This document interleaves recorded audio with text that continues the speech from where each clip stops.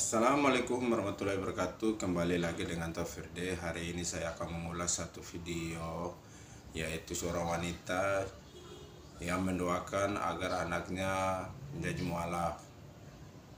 Wanita ini sekeluarganya sama anak yang lainnya sudah memeluk agama Islam atau menjadi mualaf, dan adiknya agak menyuruh ibunya sering mendoakan kakaknya agar bisa menjadi mualaf. Mau tahu dengan video atau ungkapan dari ibu ini? Mari kita saksikan video yang satu ini.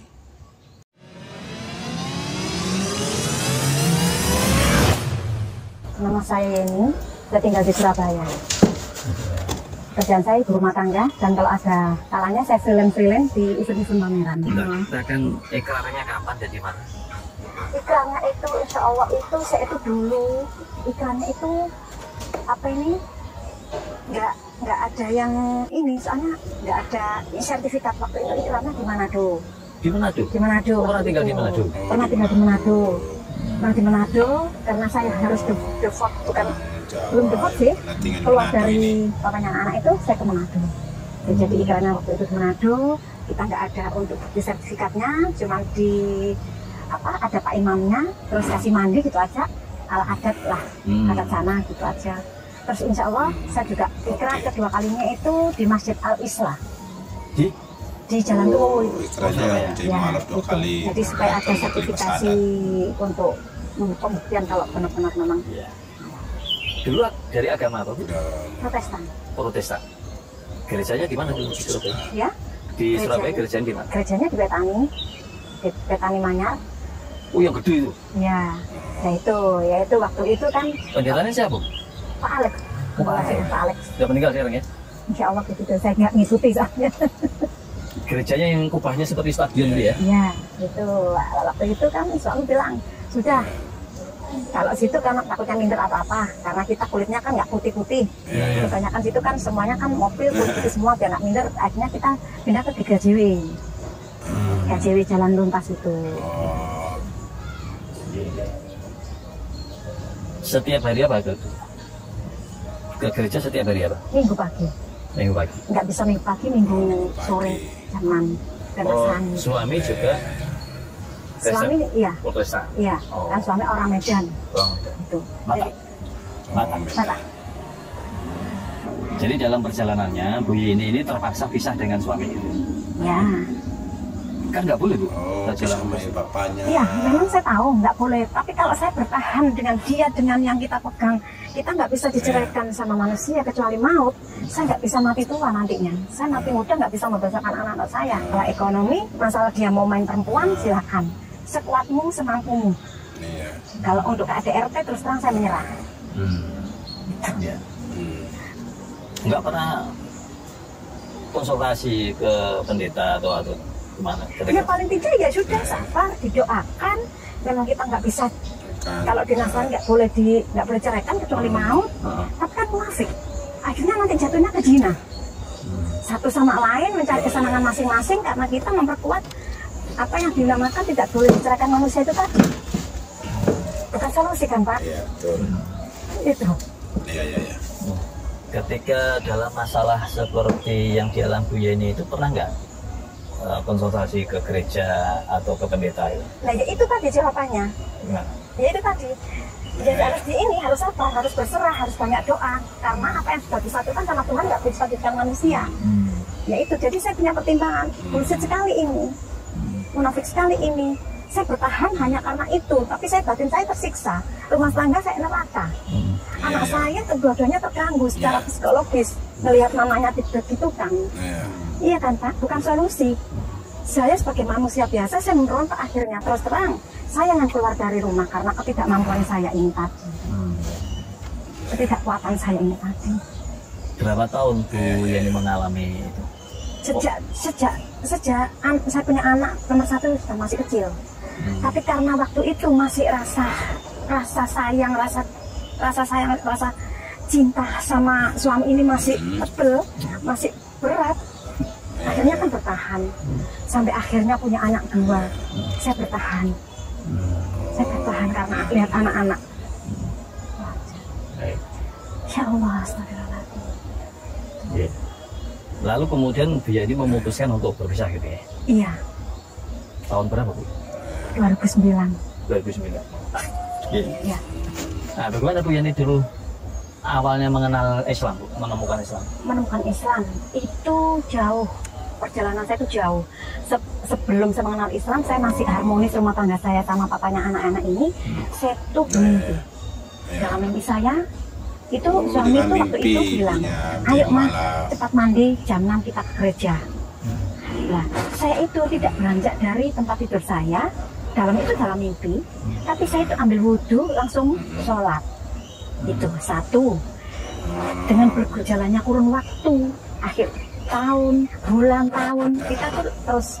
Nah itu ada lagi mimpi yang lain. Itu jenjang waktunya itu masih lama untuk ini. Nah itu, saya itu dapat mimpi lagi perasaan saya itu, saya itu dikasih kerudung hitam putih kayak kerudungnya Palestina itu, ditutupkan ke kepala saya, dibuka lagi, dihijabkan ke saya, dibuka lagi, terus seperti itu.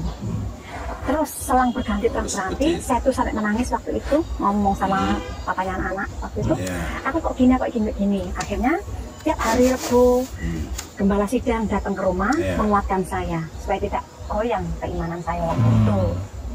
Istilah gembala sidang? Ya. Apa tuh? Gembala sidang apa? Pendeta? Pendeta. Ya. Oh, jadi mimpi itu diceritakan oleh ibu ke pendeta? Iya. Mimpi-mimpi tadi? Iya. Oh. Itu. Terus apa kata tadi? Ya itu cuma dikuatkan aja. Saya dikuatkan supaya nggak goyang keimanan saya. Kita cuma dikuatkan aja. Itu terus jelang tahun berganti tahun lagi, mimpi lagi. Pokoknya mimpinya itu ke arah sana. Mimpinya tidak sama ya? Tidak sama. Akhirnya saya mimpi lagi, terus saya cerita ke teman saya yang namanya Kak Ati, orang Banjarmasin yang sekarang sudah almarhum. Saya ceritakan semua itu. Terus dia kasih saran, ayo saya antar ke pondok Al-Fitrah, konsultasi. Ya Surabaya, di Kedinding itu Pak. Konsultasi sama ustadznya gimana-gimananya. Akhirnya sempatlah konsultasi waktu itu. Konsultasi ya orangnya bilang, ibu mimpi kayak gini ini jarang orang mimpi seperti ini. Saya bukan untuk memaksa ibu untuk ke Islam, enggak, tapi ini hidayah, ini petunjuk, petunjuk dari Allah, ini hidayah. Memang saya ceritakan, ya ini hitungannya itu Allah sayang jenengan, Allah memanggil jenengan untuk kembali ke fitrah jenengan, kan gitu. Itu terus akhirnya itu pun saya belum bisa menerima,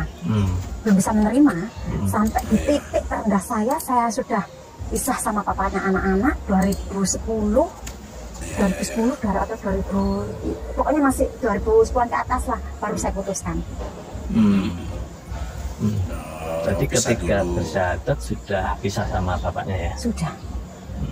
Dan saya bukan karena pisah, saya enggak. Memang saya sudah ada pergumulan dari lama-lama, dari lama sekali.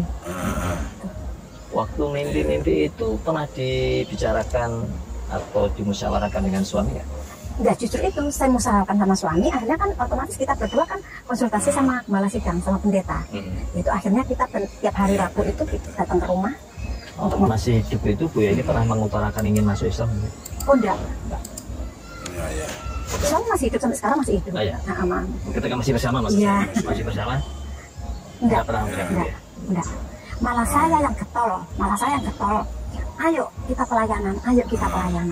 Ngajak papanya anak waktu itu. Tapi beliaunya nggak mau, sudah kita jadi jemaat aja. Maksudnya apa? Pelayanan itu apa? Pelayanan itu ya pelayanan di gereja, entah itu di gornya kayak pengurus gereja gitu loh, kayak di gornya atau kayak kita pengurus masjid ya. Bukan apa, pokoknya pengurus gereja. Aktif ya, ikut lebih aktif kegiatan gereja, bagi gereja. Tapi beliaunya nggak mau, sudah kita jadi jemaat aja. Jemaat aja. Baik. Lantas apa yang kemudian lebih menguatkan Bu Yani sehingga memutuskan untuk masuk Islam? Itu tadi Pak, rasa kekecewaan saya, ibarat kata tambah kecewa. Ya itu tadi yang saya pikirkan Ustadz tadi, jarang-jarang orang seperti ini, jarang-jarang orang yang, terus akhirnya saya kan telah kembali mimpi lah. Insya Allah mungkin ini jalan saya harus kembali ke fitrah saya. Nah, Setelah bersyahadat gimana Bu? Setelah bersyahadat, alhamdulillah itu alhamdulillah gini, soalnya kan saya di Manado, jadi perekonomian saya agak kuat. Saya kerja kayu, perekonomian saya juga kuat. Begitu saya memutuskan, nah kembali ke Surabaya dan saya memutuskan untuk berhijab. Nah itu 100 rupiah pernah saya nggak pegang uang. Kenapa? Ya nggak tahu, job-joban sepi, untuk kerjaan sepi, pokoknya nggak ada pemasukan sama sekali. Bukan saya menyalahkan hijab, enggak. Secara langsung, secara nggak langsung saya makin apa ya, makin belajar. Terus sama anak saya yang kecil. Itu anak-anak ikut siapa? Ikut saya semua. Ikut saya semua. Ketika cerai anak-anak usia berapa? Yang besar SMP kelas 2, yang kecil kelas 3 SD. Tuh. Jadi saya bawa semua ke Manado. Pulang ke Surabaya, ikut lagi berhijab. Belum, waktu itu belum berhijab, masih terus anaknya yang kecil. Nah berhijab. Jangan sampai malaikat mencabut nyawa, mencabut usianya mama dalam keadaan buka aurat. Waktu itu saya sakit memang, 2 minggu asam lambung saya kumat, nggak bisa apa-apa. Jadi yang merawat saya itu anak yang kecil, yaitu dia ketakutan. Lihat mama seperti itu ketakutan, yaitu terus kamu cuma minta itu, iya saya minta itu aja. Begitu saya janji sama hati saya sembuh dari sakit saya ini, saya berhijab. Nah itu, panjang saya berhijab itu belum kenal, masih bisa kerja, lama-lama nggak bisa kerja, lama-lama nggak ada job, lama-lama sampai nggak bisa bayar kos, kayak gitu. Sebelum berhijab ada aja, nggak tahu itu ada teman yang ngajak kayak gini, ngajak ini, ada aja pemasukan. Ya seperti itu. Ya. Nah, ini soal anak-anak. Ketika ibu memutuskan bersyahadat, apakah waktu itu bicara dengan anak-anak dulu? Bicara. Gimana tanggapan mereka? Anak-anak ya cuma bilang apa yang mama anggap baik, silakan. Cuman itu aja. Sampai sekarang gimana anak? Gak apa-apa, toleransinya boleh. Ya maksud saya, apakah ikut ibu masuk Islam? Atau? Yang kecil sudah. Yang besar aja. Berarti masih tinggal jadi satu dengan ibu? Jadi satu. Ya. Yang besar sekarang usia apa Bu? 27. Laki semua ya? Laki semua. Baik. Jadi mudah-mudahan suatu saat putra-putranya Bu Yani mendapat hidayah mengikuti jejak. Amin. Salah berjalan. Iya. Masalah tanpa bertubi-tubi, kami doakan ekonomi murat-marit. Nah, lalas apa yang ibu? Kalau masalah ekonomi, masalah bertubi-tubi itu namanya masalah bertubi manusiawi ya Pak. Selama kita masih ada hidup, masih ada umur, pasti masalah ujian pasti ada. Tapi setidaknya kalau ekonomi, alhamdulillah, insya Allah umur panjang itu continue dalam artian. Biarpun kecil, biarpun kayak gini, saya nggak ada jagaan pameran, tapi dengan saya bikin sambal kayak gini ini, saya bisa menghidupi anak saya bisa membayar kos-kosan, dan untuk bisa keseharian saya bisa nilai ya. Jadi seberapa besar itu penghasilan, seberapa kecil itu penghasilan, gimana kita bisa mengelola. Dan itu insya Allah dengan saya usaha seperti ini menjadi berkah barokah bagi semua. Coba buka itu. Amin. Satu bulan bisa berapa? Asik. Bagaimana? Satu bulan bisa menjual berapa? Satu bulan bisa menjual berapa, kita nggak bisa estimasi. Paling enggak estimasinya itu kayak gini, ini saya buat 30 botol. Insya Allah 30 botol itu 3 hari sudah habis. Ini 3 hari bisa habis, 2 hari bisa habis. Bisa diterangkan lagi Bu, sambal apa? Di sini sambal ini namanya sambal ulek makyen. Saya kasih nama sambal ulek makyen. Ini beberapa ada 4 varian. Sambal cakalang, sambal dadi cumi, sambal teri, sama sambal bawang. Tapi untuk bestsellernya ini sambal ikan cakalang. Kalau untuk sambal cuminya sendiri tergantung request atau permintaan orang. Saja. Jadi dengan membuat sambal inilah tiada ibu kemudian hidup dan membiayai anak. Okay. Anak sudah kerja? Kalau dibilang kerja itu yang 1 bulan. Yang kecil. Apa yang ibu bilang-bilain memegang erat Islam tadi sampai sekarang, walaupun persoalan bertubi-tubi? Ya itu tadi kalau gini, soalnya kalau selama kita kajian atau kita baca buku apa gitu, ya memang Islam ini agama yang hak, agama yang sudah ibarat kata yang memang pelengkap dan penutup, penyempurna dari segala yang ingin saya tahu. Jadi kalau Ya. Kita soalnya apa? Hidup, mati, rezeki, jodoh pun kan sudah ada yang ngatur, biarpun kita nggak kelihatan. Tapi kita akan percayakan akan hal itu. Gitu. Jadi kalau kita gimana nggak bela-belain, ya kita membela siapa? Yang megang diri kita ini ada sendiri. Gitu. Iya. Iya, benar. Apa yang ibu rasakan ketika dulu di gereja terus sekarang ke Islam? Apa yang dirasakan? Terus terang aja, lebih, biarpun saya belum bisa alif tak mengaji seperti itu, Ya, tiap harinya terlantun di mulut saya itu semoga ibu sama bisa itu selalu. mengaji. Jadi itu yang bikin saya lebih ini. Nah, Ya lebih apa ya? Lebih enteng lah. Lebih tenang, lebih enteng, ya. Ya. Nah sekarang ibu ceritakan ngajinya di mana saja, terus kamu masuk di sini kapan, apa pembinaan kalian di sini seperti apa? Ya nggak sengaja saya bisa gabung di Rumah Singgah Mu'alaf ini. Ya, saya itu kerja di Marvel. Saya kan waktu itu kan tiap bulannya kan ada donatur kayak gitu, donatur tiap bulan ada yang datang kasih majalah gitu ya. Saya donatur terus cerita. Lah petugas donatur ini, Bu kalau memang gitu, coba nanti saya kenalkan. Ada ini Rumah Singgah Mu'alaf jadi itu gini, saya kasih kontaknya. Gitu. Terus gini terus akhirnya datang itulah. Pertama kali saya ketemu Mami Tessa itu. Mami Tessa. Sampai sekarang bisa menjalin silaturahmi yang baik. Apa manfaat ibu yang merasakan ketika bergabung dengan Rumah Singgah Mu'alaf? Setidaknya saya punya keluarga. Saya punya keluarga baru. Oh iya. Saya berpuluh-puluh tahun ini, ibarat kata kalau kasarannya Pak G, saya terus batang kara. Hidup sama anak-anak. Oh iya. Sama yang keluarga kandung, saya sudah nggak ada. Ibarat kata sudah nggak ada. Biarpun mereka ada, tapi kan nggak ada. Sama keluarga yang adopsi, mereka sudah meninggal semua.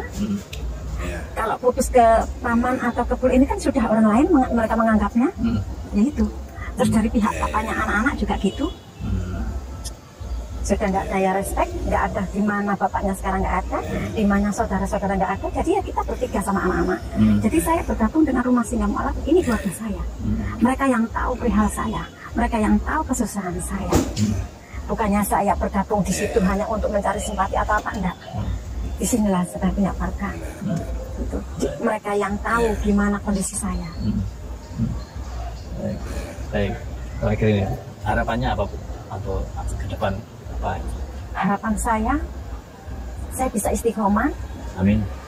Saya bisa continue untuk mengikuti segala kegiatan. Kalau insya Allah kalau saya ada waktu, nggak bentur sama pekerjaan saya pasti usahakan, pasti bisa datang. Yang satu yang saya inginkan, insya Allah umur panjang, nggak putus-putus doa saya untuk mendoakan anak saya yang besar bisa sama-sama ikut sama saya sama adiknya. Masalahnya apa? Adiknya sendiri pernah bilang sama saya, Mama, kakak itu kasihan, kakak itu yang lain dengan kita. Jangan putus-putus doakan kakak supaya kakak bisa ikut-ikut sama kita. Itu pesan anak saya yang kecil. Amin. Itu. Amin. Putranya aktif di gereja? Enggak. Cuman dia kalau dia lagi galau, dia lagi sumpah, dia lagi apa, dia hanya baca Alkitab aja. Baca Alkitab. Nah itu. Tapi kalau saya sama anak saya bicara masalah ini kan rawan toh Pak. Saya sendiri masih juga belajar toh ya.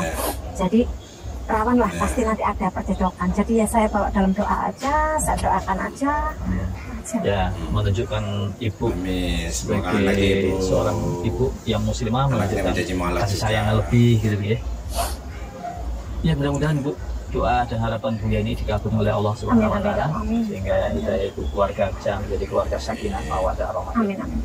Terima kasih atas kisahnya Bu ini. Mohon maaf kalau ada yang kurang, mudah-mudahan menjadikan inspirasi kebaikan bagi terutama bagi saya dan mudah-mudahan juga bagi semuanya.